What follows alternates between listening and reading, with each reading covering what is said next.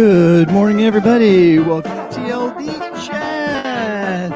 Thanks for hanging out with us today. I hope nobody showed up yesterday because yesterday we had no show. There was no show yesterday, so if you hung out and waited for us, I apologize. We weren't here for you. But TLDChat, we are the Training, Learning, and Development Chat. We talk about everything training, learning, and development, whether you are a training professional, learning and development professional or not. You may have the title, you may not, but everybody does a little bit of training at some point, and we're here for you. We're here to help you get the best out of the training experiences you have to deliver and get the best value for the money that you either spend or don't spend in doing it all yourself when you're creating training, learning, and development solutions. So everything we do comes in many, many, many different shapes and sizes and costs, and sometimes it's free and sometimes it's not. And we talk about user-generated content and training and all of the different things that are digital these days and non-digital when we're talking about training and trying to get people to do the work that they do, but do it just a little bit better because of the work that we do. That's why we're here. And that's why we're also going to have an event and get all of you fantastic people that hang out with us together, face-to-face, live and in person in Phoenix, Arizona, January 29th and 30th at the Galvanized facility, what I like to call Geek Chic in Phoenix, Arizona. So, don't be fooled by the crazy heat that we're experiencing right now in Phoenix, because in January it is absolutely gorgeous, the most beautiful time of the year to be here. So plan it, put it on your calendars, hit up the website tldc18.com and get yourself registered. It is the best way to get that connection done and going. Couple things I wanted to do before we get started with our guest today. We have a fantastic guest today. Let me just reiterate that. Zsolt Olah is here today with us, and we will be with him shortly chatting about his take on the training, learning, and development world. But I just want to follow up on a couple things we were chatting on last week. First of all, is the Hurricane Harvey. Do we have anybody in the chat? I don't know if Dana's here or not. I thought maybe somebody could give us a Hurricane Harvey update, if you know anybody that's there. But still, I know it's going to be months and months and months, if not years, that the Houston area is going to be impacted by that storm. And so just because the news may not be covering it so much anymore, and there's a new hurricane coming in, I don't want anybody to forget about those people who are still going through some really, really hard times in Houston. So please reach out to our good friend Anthony Altieri, who works for the Red Cross and is part of our community here on TLDC, and he can help get you connected in a very special way. They're actually looking for technology folks. And you don't have to be like a back-end technology wizard or a network engineer, or not that type of techie. But if you just know how computers work and you can deal with settings and you know, you like to geek out on this stuff and you're pretty good at it, talk to Anthony, and they could use you out there. A physical presence is needed to help with the communications infrastructure for all of the workers that are out there and helping keeping those channels up and running. So it's not just about giving money. Houston needs your time and your resources beyond money. So if you guys can help out in any way, please do. Or if you know somebody who's just really, really looking for something that they can do to help out, something more than just writing a check, please have them reach out to Anthony Altieri. We call him AA here, so you may hear some people referring to AA in the chat room.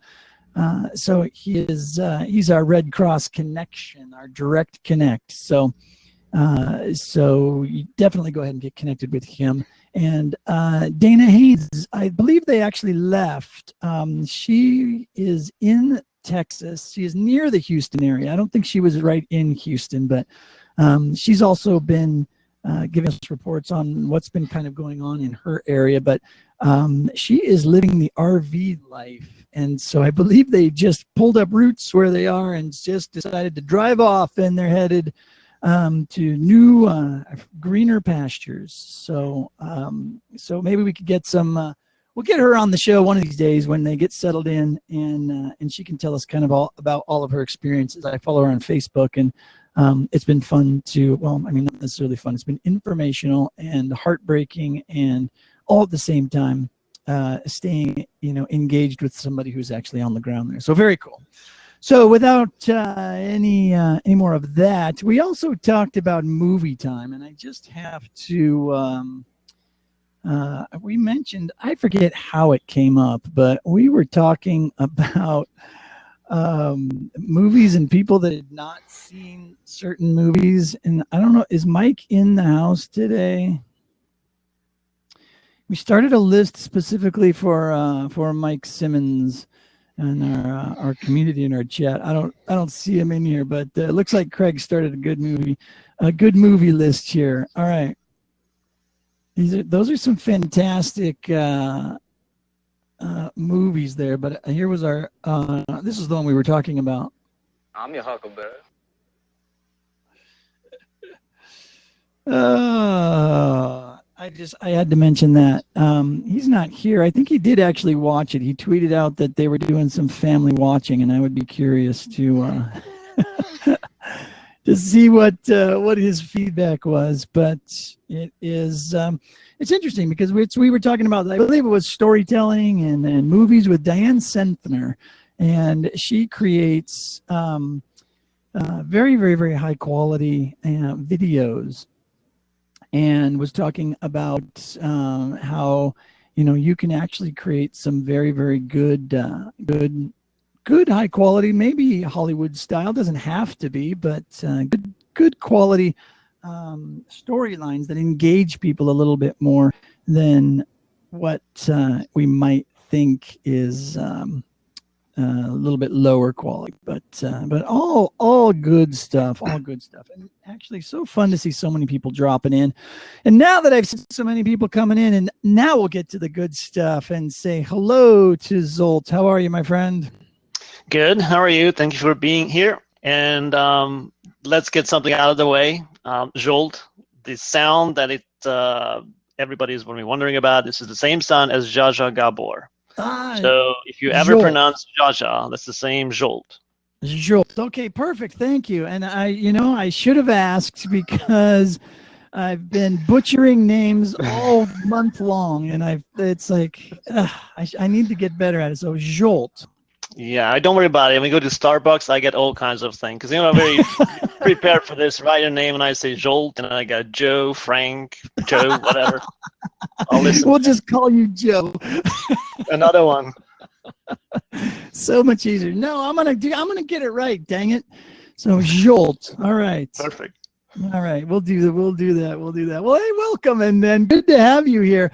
Why don't whenever we have a guest on, it's always fun to just give us a little bit of background, right? Introduce yourself a little bit and let everybody get to know you. I don't think everybody does. Yep. So thank you for asking the same question that everybody asking me about myself. And the probably you hear my accent. This is just because we're online. Otherwise, I don't have any. And I'm originally from Hungary. Grew up right at the era of changing, probably 4 or 5 different 70s, 80s, 90s, 2000 kind of era when the communism kind of fall apart, which I played a big part of it. And then we turned into this democracy and all that. And then finally we had the first elections. And this is my whole career started, because I was 18 and I was hired to work all night to send data, encrypted data, back to the headquarters. And it was the best job ever, because it was an 18-year-old. I had an IBM 360 computer, and nobody could touch it because it was like all secrets. And I was like, 17 people watching me, all kinds of parties, and all I did was just sending data, but nobody had no clue about how that works. So it was great. So that's awesome. That's how my learning started. Actually, that was probably the moment I decided that I should do something with computers, because it seems like a lot of people have no clue of what to do with it at that point. And then I actually did complete my second college. The first one was I tried to be an architect, and that didn't work out. So 3 weeks after I gave up drawing lines, and I went to computers, and I did complete. So I have an engineering degree. That's the coding and stuff coming from you see in my blog. And then I decided that I'm more like a people person. So I also went to and did teaching. So the two kind of balance out all through my career of the technology part and the learning part. Fantastic. Dang, that's an amazing background. I mean, we talk all the time about how people just sort of, the accidental instructional designers and people just kind of stumbling into it. But I believe that's the most fascinating story I've heard to date. I think you win. Well, that doesn't mean that after school I actually knew what to do. My first e-learning was so bad. Like, oh God, it's just, I was so happy to do anything online, and I was like 2000, like, woohoo, we have authorware, go. Oh, awesome. You're an authorware guy. Outstanding. Yeah, it was a great product. Oh, back in the day, man. Yeah, I got to tell you, I wish something like that would come back, but, we're not so lucky, so. Man, we could get all nostalgic on the chat today and talk about all the cool tools from the past and how we used to build stuff and what we used to do. What would be really fun is to have everybody tell the story of their very first e-learning that they created or their first online course. It would be interesting. Mine was on electrostatic discharge. That was the first professional one at a full-time job, actually. So yeah, I guess I have to clarify that. If I was going to say my first one was probably, I did an educational video back in my broadcast days, following my roommate and his friend. I was going to call them researchers, but they were researching. They were reptile researchers, and so I followed them around in the desert and made a little video of their adventures. But anyways, long story, but it might be kind of fun, to kind of see where we've, how we've evolved and everybody in the industry and what they've done. Be fun to get the young folks in here too, all you, the Melissa Milliways of the world, right? That are fresh out of school, a few years in the industry, they're not quite as jaded as we are yet. Yeah, I didn't grow up on DOS. That's right. That was the very first virtual reality I did, was using a package called Superscape that ran on DOS. And it was even after Windows had just come out, but they hadn't upgraded the product yet. So I always had to log out of Windows in order to launch the virtual reality system to create it. That was back in 96-ish. Yeah, that's how I played Civilization too. Like, we have to decide, am I going to work today or play, because the two can work together. No, that's what you have to do. This is why everybody gets into gamification. It's like, how can I figure out a way to put games into the work that I do? I've got it. Gamification. Yeah. Everything should be gamified. I can remember when I was in, a friend of mine bought a bunch of games when I was in graduate school, and I'm like, dang, where are you getting all the money to buy all those games? And he's like, dude, it's our jobs now. We build stuff like this so you can write it off. And I'm like, well, I never thought of that. Actually, I did research. I worked for Comcast for 9 years, and back in 2001 or 2, 2007 was it 7 when Facebook just started. If you remember, in Facebook, the early days, the games were not separated from like a normal chit chats.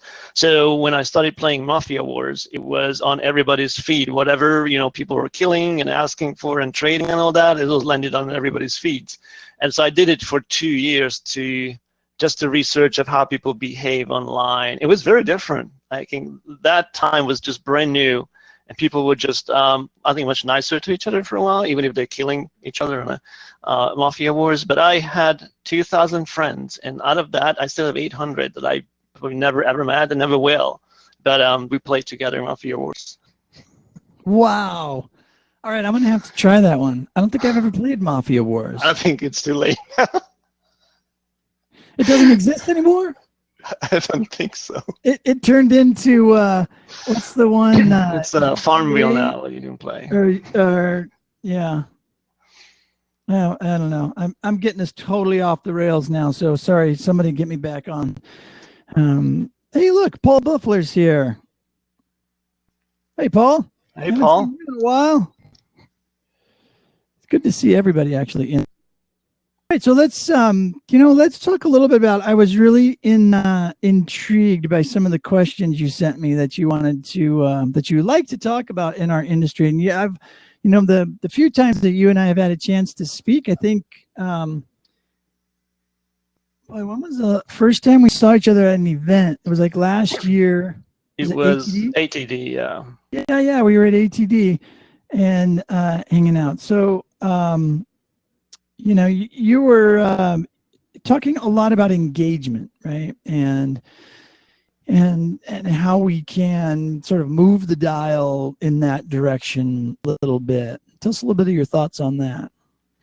So I know that Patty Shank was on the show last week somehow that I missed. I was in the Poconos driving, and she just had a great article a couple of weeks ago on elearning.com about engagement, how she kind of turned around from there's no learning engagement, it doesn't really exist kind of thing, to yes, there is, but it's a very different notion that people think generally about fun. So I've been dancing around this engagement for a while. And I think the problem with engagement, and I've seen this with vendors especially, they come and say that I've built a highly engaging, very interactive course. And I'm like, okay, show me where it is. So they showed me the course, and there's hoverovers and click and reveals and drag and drops and things like that. And they say like, well, this is highly engaging because every 5 minutes you do something. I said, okay.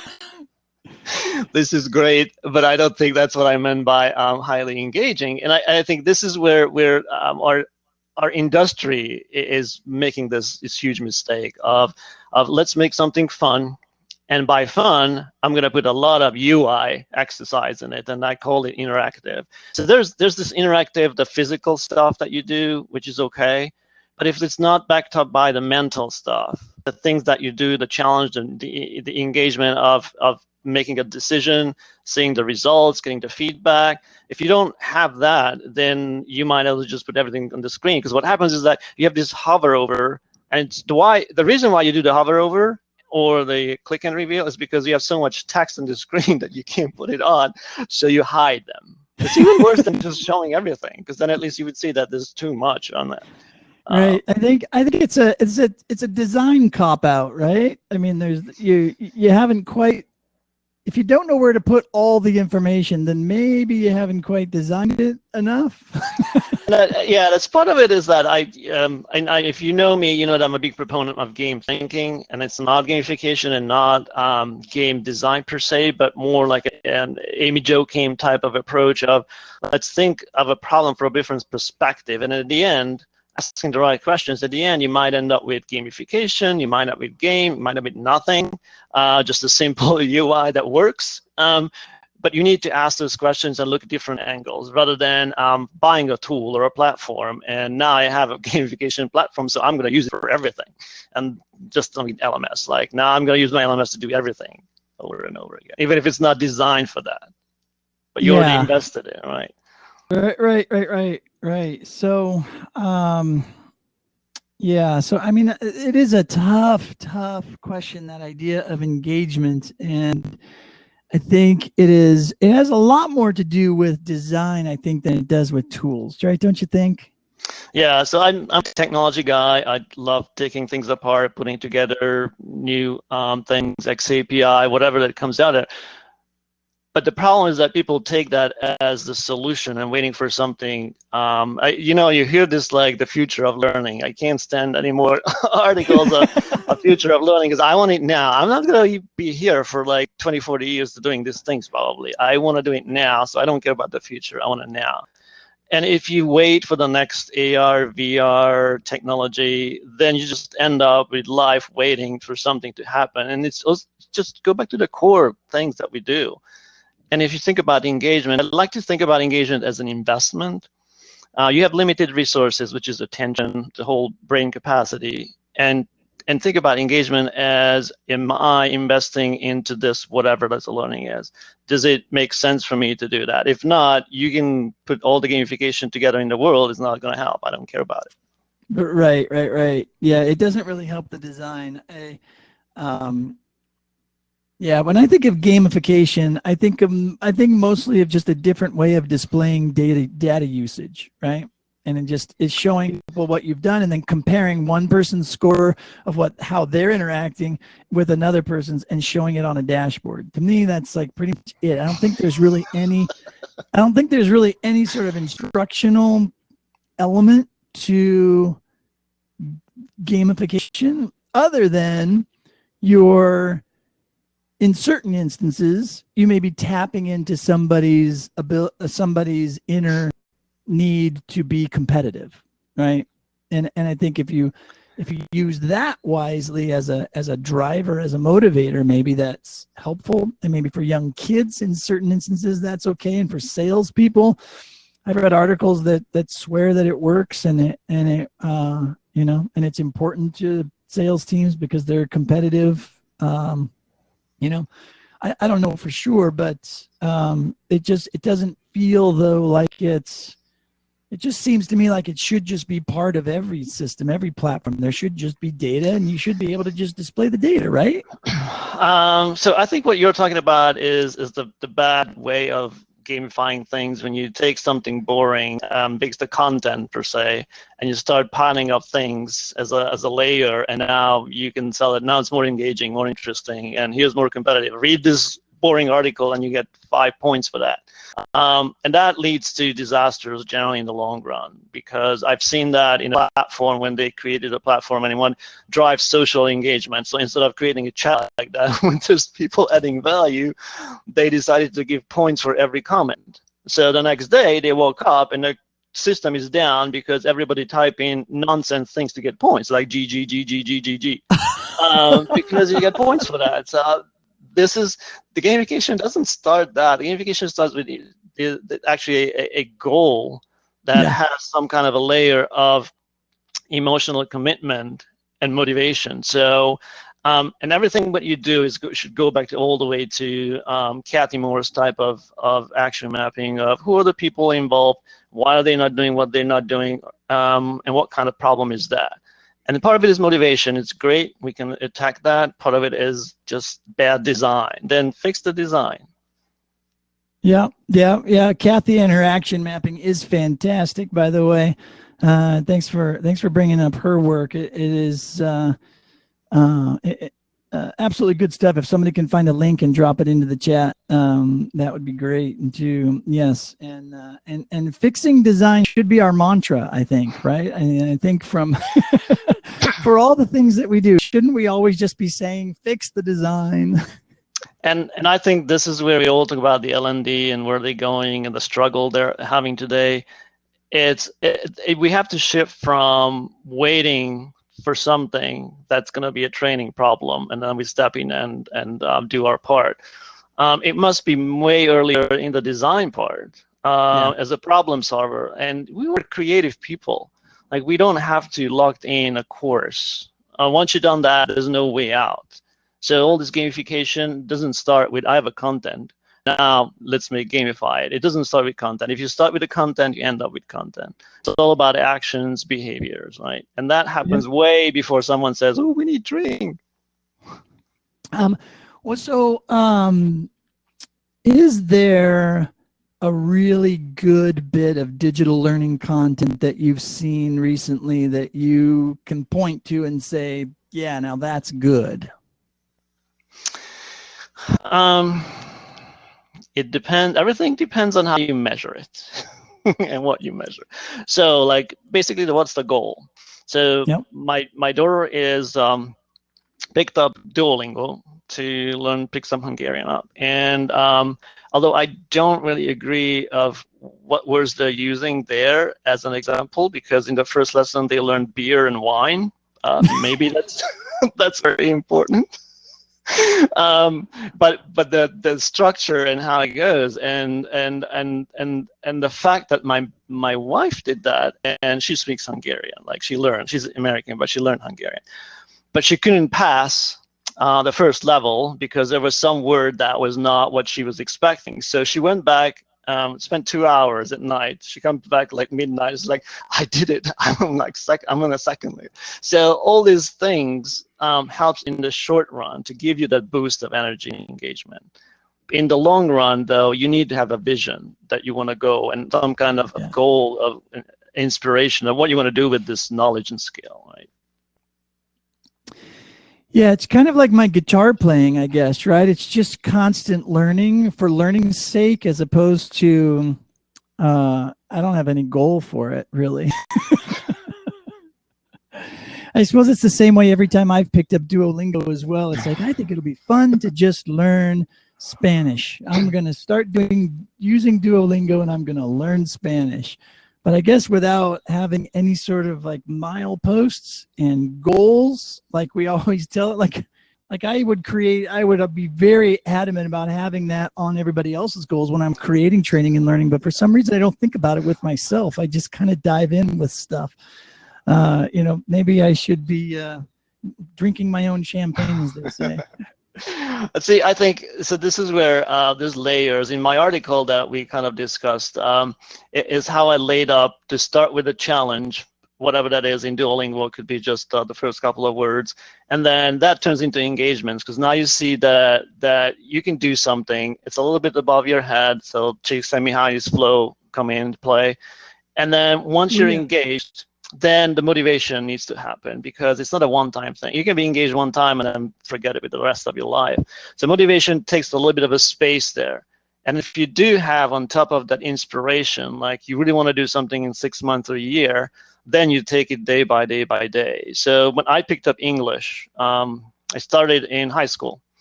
What I wanted to do, I wanted to read Agatha Christie in English, because I read all her books in Hungarian.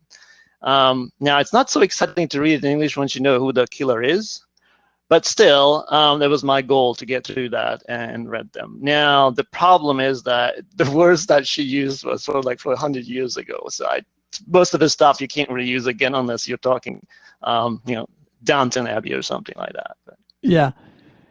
Yeah. So, well, that's an interesting point. So how did you learn English? So my first lesson was I found a book accidentally, and I was bored. And it was an English book that my uncle had like 10 years before that. So that was before internet and all that. So nothing new. Sure. Well, how old were you when you found the book? Probably like 8. So I opened the book and said, okay, I'm gonna learn lesson 1, one, two, because that's how it was written. The 1, 2. I just pronounced it as it was and learned them. So actually, I could read without having any idea of how to say these things. So that's how it started. Sure, just sound out the consonants. One, two. I like that. I could write it down and it works. So. Right? It should be that. What would 3 look like to somebody that didn't know? It'd be like tree? It would be 3. Yeah. Tree? Yeah. There's no 3H in Hungarian. But now 4, so it would be like faux-ur. You're making up your new language. It's artificial intelligence. Yes, this would be great. I'm going to work on that. Okay. That must be how they come up with the fake languages for alien movies and stuff like that, right? For Klingon and... Yeah, so it's probably they do a lot of linguistics and they mash things up and work up like... create this whole world behind it. But that's how I started. And then it was high school and college, and then I did a degree. So it went on and on. But for us, I think it's different in Europe, especially in Eastern Europe, because everybody had to speak at least 3 languages. It's not like here that you can travel 5 hours and hear much anything else than English, so you can get away with it. Yeah. Hey, listen, we're at about that 30-minute mark, and I always like to take a little bit of a break at 30 minutes. But you did mention an article that you recently wrote. So while I'm going through and doing a little bit of a commentary break here, if you could go ahead and paste in that article you were referencing, and really any other information you want to drop into the chat, go ahead and do that. And if we missed any questions that may have dropped into the chat, now would be a good time to engage there, and then I will get back to you in just a few minutes. Sure. Sound good? All right. Just want to take a few minutes to say thank you to everybody who is such a big part of what we do at TLDC and TLDChat, and just being an active part of the community. And we would encourage you to become a member of the TLDC community. And you can check it out here and get all the information you need on TLDC. Whoops, my scrolling is going slowly. So you can get all of the information you need to become a member and get all of the benefits of membership, including a fantastic discount on the upcoming event, TLDC18.com. Head over to that website, January 29th and 30th, and get yourself registered and be a part of the second annual event that started it all, right? For those of you that don't know, Luis and I got together and we decided to create TLDC in 2016. We were actually probably talking about it in 2015-ish, and decided that dang it, we're going to do an event. So we did, and we called it TLDC 16, and we had it in San Diego, and it was fantastic. I think a lot of folks that are in the chat today were a part of that inaugural event. And again, just want to say thank you to everybody who have supported us in our efforts to basically just help you all be better at what you do. That's always what I've loved the most about being a part of this industry, and the people that seem to gravitate towards the work of training and learning and development have always turned out to be just the most creative, most just knowledgeable and wonderfully motivated people that I've met in my life, and in my well, I guess this would be my second career if you don't count all of the little part-time jobs I had growing up. But I did not, let me just put it this way, I did not appreciate people that work in broadcasting as well, in television broadcasting and news especially, as much as I appreciate the L&D industry. So if you guys want to hear any stories, I can certainly entertain you with some television news broadcast stories from my past sometime. Maybe we can do that over a pint or two at TLDC 18 if anybody really wants to hear about it. But I was who was I chatting with? I was chatting with somebody, and it was a very pivotal moment in my life. You know, there are those moments where you have to make a decision and you do something and it pretty much changes. It's a major turn in your life. And I had one of those stories that got me out of that industry, or at least encouraged me more than anything to get out of the industry. I just didn't like who I had become in that space. So it was interesting. It's a fun story to tell, but I won't bore you here. I know do we have Katie on board here? Katie's our resident storytelling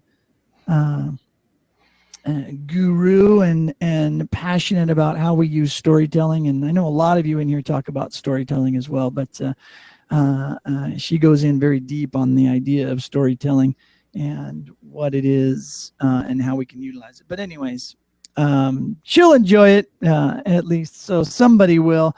Just wanted to say thank you, everybody, for hanging out and being a part of what we do here at TLDC. And and in general, and all of the work that we do. Thanks to Craig for taking notes and dropping in links when he hears them in the chat room. Super appreciate that. Thanks for Kara for being so active on the social media accounts for TLDC, and just being an amazing supporter of TLDC as well. And so many of you that have already joined. And when we were asking for just brief donations, those of you that just donated, we so much appreciate that, to help us keep this infrastructure up and running, and to keep doing this every single day. People still think I'm crazy for doing a daily show, but I wouldn't do it if you guys didn't show up. I must say I do this for selfish reasons a little bit, because I just love talking about this stuff, and I love hanging out with you guys. And I appreciate all of the work that you do. So anything that I can do to help bring people together, and not only do the work that you do better and learn something new every day, but to just have more fun in the work that you do. That's really what keeps me going, keeps me wanting to do this every day. So I appreciate all you guys for hanging out with us, and for being a part of this. So those of you, if you have any questions, if you're hanging out in the chat, if you have any specific questions for Zsolt, oh shoot, let me get that right, dang it. Zsolt, who's our guest today. Did I get that right the third or fourth time? Perfect, yeah. But we've been talking about engagements, and what does it mean to be, an engaged learner, and talking about languages, and talking about, apps like Duolingo get thrown out a lot when people are asked, give us a good example of a learning tech that's really big. And Duolingo always tends to be at the top of any list I see. At the very least, it's in the top 5, top 3 even. When I see people, trying to list this kind of stuff. So, but what else is there? I mean, from a content perspective, I always make reference of an old movie video, and I do it for a particular reason. But there's a movie that was done on gear differentials for the military that I thought was extremely well done, an extremely well done piece of instructional filmmaking. And it was made back in the 50s, I think. So I go to areas like that. But the reason why I point that one out more often than not is just because I don't want people to always have to go towards the newest, latest, and greatest technologies, right? I mean, something can be very engaging as long as the instruction is sound and the design is good. So to go back to our mantra earlier, fix the design, right? So you mentioned storytelling. I think storytelling is the most basic, and it's part of gamification too, as a game mechanic. But storytelling is the most basic thing if you get it right. The problem generally happens with storytelling is that it's not practiced. So you think you can tell a story because you can read great stories, and it's very, very different. I did in 2000. I decided I'm going to screenplay, and I'm going to be in Hollywood, and then I don't have to work in L&D anymore. I wrote one screenplay in 4 months. I submitted to this. Was that somewhere in New Mexico, and I was waiting for the prize, and someone comes back and say, "Where have you been? Like, we're waiting for your movie." I got it back because the feedback was really nice. It said, so judges, it said that this is a great start. Suck me in right into the movie. And at the end, it's a twist like Sixth Sense. But in between, what a pain to read this whole thing. And it was completely right. Because what I did was I tried to create a movie that I've seen before and put all the ingredients into the plot and driving, and it was nonsense. So I spent actually 10 years figuring out how to write a movie. And my second one was a finalist in an international competition.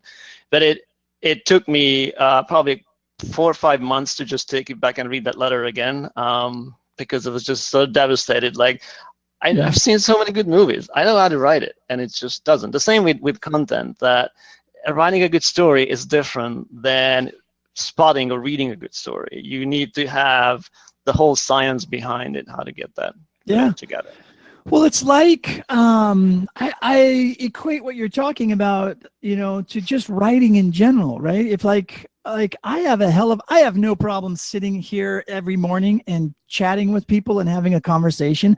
But if I were to ask to first script the conversation between two people, I couldn't. I've tried to write a pre-scripted conversations for either even short, like mini scenarios and things like that, and I have a hell of a time doing it and coming up with the right words, and even just trying to craft it so that it sounds conversational. I mean, it's not easy to start there and see what that looks like. And so I mean, those people that write screenplays and can write dialogue and write especially funny dialogue, ones that can actually like hit, that's, to me, that's a gift. It takes a lot of practice, I guess, one or the other. So there's a trick that we do. If you read a screenplay and you can cover, you need to read the actual screenplay, you cover the names, so you don't know who's speaking. If you read those lines and it makes sense to you, then it's bad. Because what you did was you created a conversation in the air without context, without people. Because you don't know who's speaking. So you're like, okay, this conversation makes sense. And this is how you write from the head. The good way to write that is actually what's in real life, is create the character first and just let them speak. Put them into a context when there's something wrong and they have their attitude towards the content, and it makes much more sense of what they and how they say. And then the next time is go around again and cut half of the stuff that you put in, because in real life people don't say and don't talk as much. Actually, what doesn't say and what's not said is more important than what they say. And then you can have this feeling of, oh, it almost sounds like a real conversation type of approach. So you try that next time instead of, and this is what happens with the SMEs, that we work with the SMEs and they come, okay, this is what they need to know, and then this is the conversation. Like, nobody speaks in brochure language, like a marketing language. So you just like back and forth, misunderstanding, explanations, all that. It has to be there. That's the engagement part for the brain. So have you done a lot of script writing, like taken some classes, and you're really trying to work on this? Is that so I did 10 years. So I spent 10 years on figuring out all the ingredients of what makes a good screenplay. There's a great site, Zoetrope. I'm going to plug it in, zoetrope.com. That's created by Francis Ford Coppola for their daughter. And what it is all kinds of people from different life of art that could be writing short stories, screenplays, lyrics, whatever. They come together, they upload their own stuff, and then they review each other. So you get brutal feedback from anybody. So my problem was that I wrote this screenplay in my head. I was a full-time fiance, no work, nothing, so I had time in Boston, and then I just wrote this thing. That doesn't work like that. Like, you have to expose yourself, you have to work out loud, find those people that you trust, and then get feedback and work it out. It gets much better in with every product. Yeah, interesting. It's fantastic. Because now that I think about it, I think I remember you telling me about that website when we first met online. I remember you pointing me there or telling me about it or something. It sounds very, very familiar. I don't know if it's still there yet, because that was long time ago, and probably the children grew up by now. but I think it was a great way to, one, learn how to give and receive feedback without blowing up, because there were people who completely misunderstood what I was writing, and they gave this feedback that was useless, and some people were good. So that's the same as I think what today was missing, kind of the conversation or dialogue generally in life. It's either throw things on each other online and going back and forth, instead of figuring out the conversation, the deeper level and dialogue that's like happening here, asking questions. Yeah, I love this kind of conversation. I mean, to me, this is like I said, this is my favorite thing. I mean, this gives us a lot of opportunities to dig deeply. And I noticed Joe had a great comment up here, Joe Cook, about in the chat.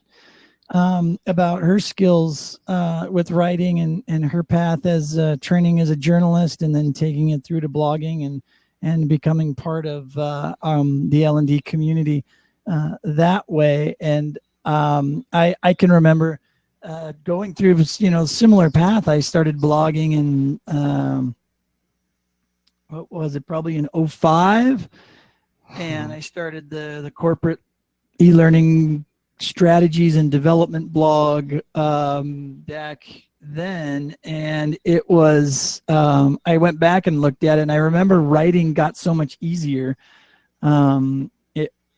It was really easy for me to write my blog, but then when somebody asked me to write like a white paper or marketing or something like that, I had a hell of a time doing it. I couldn't do it at all. Or when I found out people were reading my blog, I all of a sudden felt like I had to write a certain way. So I stopped for a while because I was scared. I was like, oh my gosh, I'm not doing it right. Like my English teacher in high school would be very disappointed in how I'm writing. And then a lot of people reached out to me and said, no, that's why it's so fun to read your blog, because it's conversational and you just write what you're thinking. It's not all formal and academic. And so I thought, oh, that's a good thing. Okay, I'll keep doing that then. As long as you guys are liking it, then I'll just keep writing like that. See, that's the finding your voice is the hardest part, that you feel comfortable with, and you know that you can improve, but there's you, and not like you're learning it from someone else. These are the steps and templates to fill out and write. So I couldn't do that either. Yeah, it took me a long time because I didn't have a goal in mind, right? When we're talking about like wrapping all this together around learning and having a goal and whatnot, I remember, had I put more thought into, okay, each time I sit down to write my blog, I want to improve some element of it, or do something different or better. I think I probably, if I had that intent, I probably would be a lot better and would have gotten better more quickly. But yeah, I think I think a lot of it was just getting better by just doing it constantly, just sitting down and writing just because I wanted to, more so than I had a particular goal or plan in mind. You didn't take a course? I didn't take any courses or anything. I think, what I did do though is I did start listening to some podcasts about writing when podcasts first started becoming a thing, right? RSS just became a thing, and then podcasting became a thing. And I remember, getting my first iPod with the wheel thing, and listening to podcasts for the first time, and downloading MP3 files and listening to people talk about stuff. And I remember people thinking, you listen to people talk? That's so weird. Why don't iPods are for music. Why do you do that? But I remember listening to people talk about writing. There were a lot of, podcasts about writing, coming right out. And then in those podcasts, people would introduce books, and I'd be like, oh, that sounds like a good one. That's my speed. I'll go ahead. I'll pick up on that one. Or random tech podcasts in the early days I would listen to, and they would just happen to mention writing or writing for tech or something like that. I don't know. But, yeah, so, I mean, I tried. I guess I picked up a lot more things than I maybe thought I did, because I did want to get better. I just didn't really put a lot of effort into it.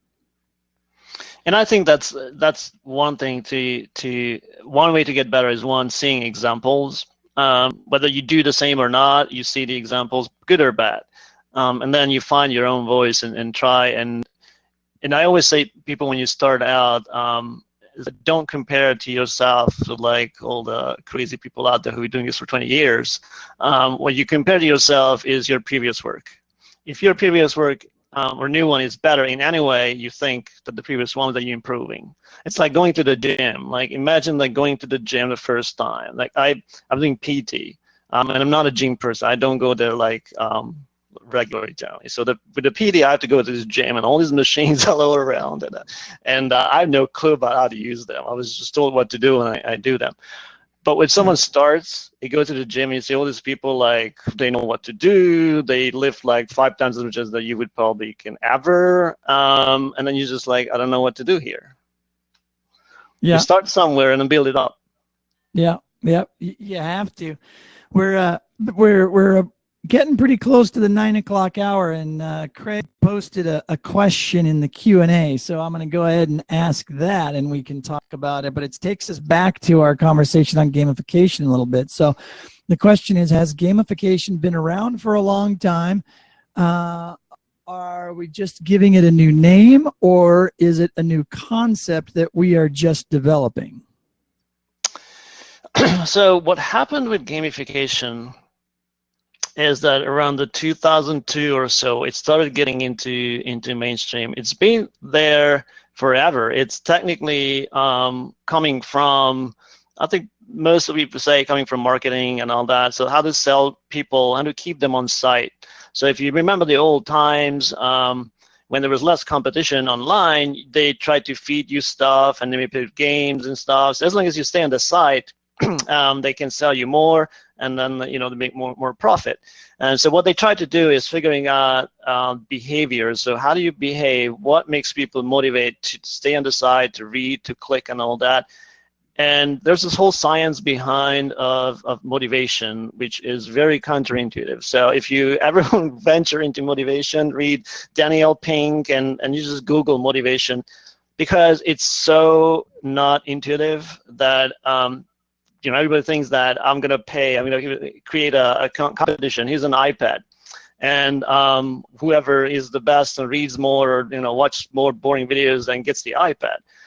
And what it does is yes, it works in the short run for those 10%, and everybody else is just locks out because I don't care about it. So it's been around for a while, for a long time, as a gamification. But what happened with, I think, especially with the mainstream corporate world, is that games were banned because games are playing and it's not it's fun, it's not work.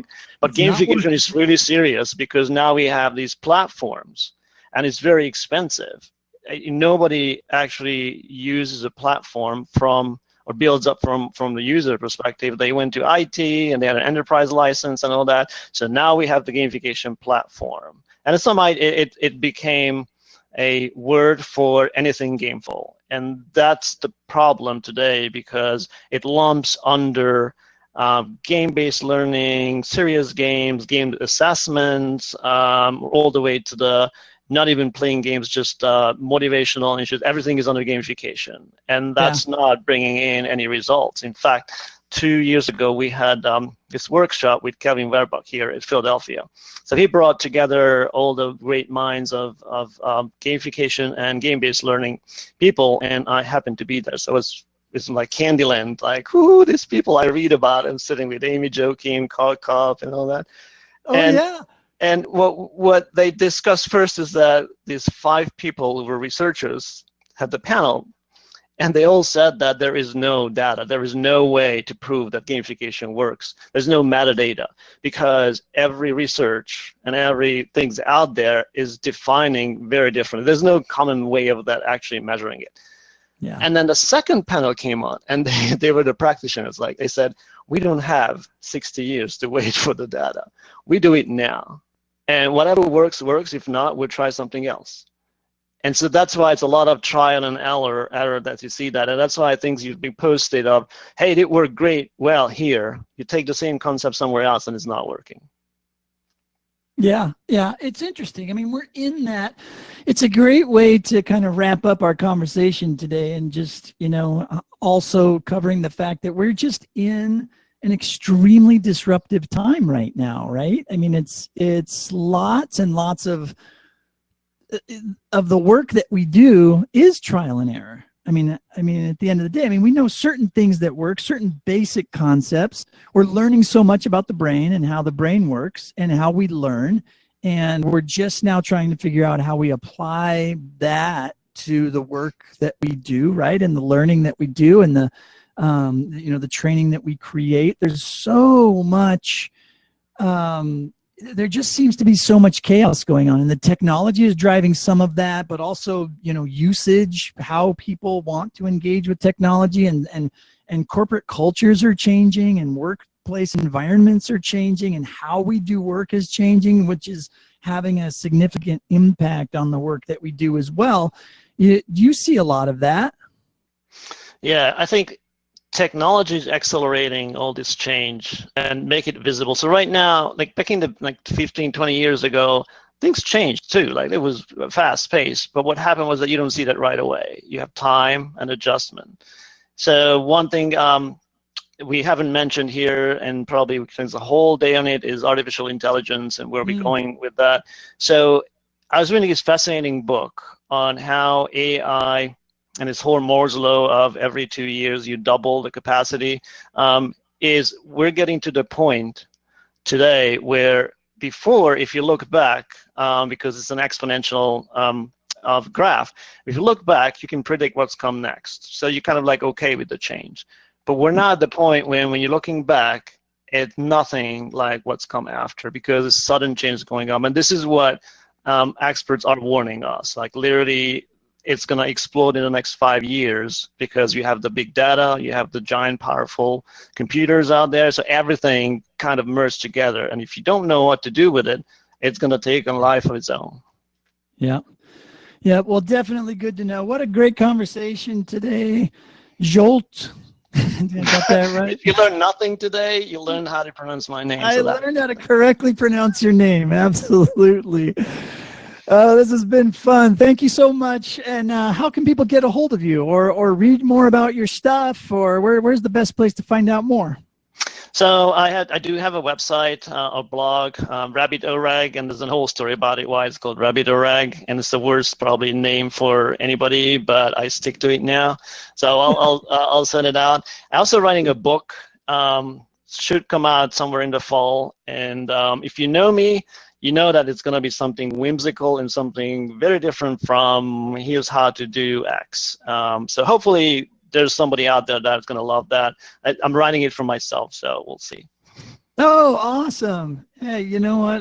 We'll have you back on. So in the fall, that's not too far away. We're almost approaching the fall. So yeah, we can look at November. Let's have you back on. Let's schedule something. Like if you, as soon as you know, like when the date is or whatever, we can do let's do a promotional thing or something, and we can talk about it. Either after it's launched, we can talk about it so that everybody has it in their hands, or we can do it beforehand and help promote it a little bit. Whatever you want to do. Perfect. Yep. Awesome. All right. Well, thank you so much again for hanging out with us today. You're still going to be in Crowdcast, but I'm going to go ahead and close your video and we're going to wrap it up for today. All right. Thank you very much for having me. All right. Good to see you.